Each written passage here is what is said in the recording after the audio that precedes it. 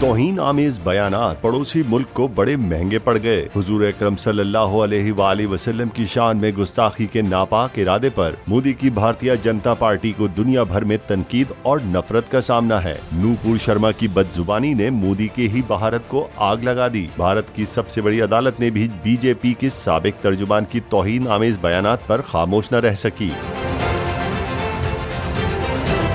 नूपुर शर्मा की जानिब से दी गई दरख्वास्त पर समाअत के दौरान आला अदलिया ने बरहमी का इजहार कर दिया। कहा, तौहीन आमेज बयानात ने भारत की सालमियत को खतरे में डाल दिया। मुल्क की मौजूदा सूरत हाल की जिम्मेदार सिर्फ नूपुर शर्मा हैं। खातून की इस हरकत पर मुल्क को बड़ी मुश्किल का सामना है।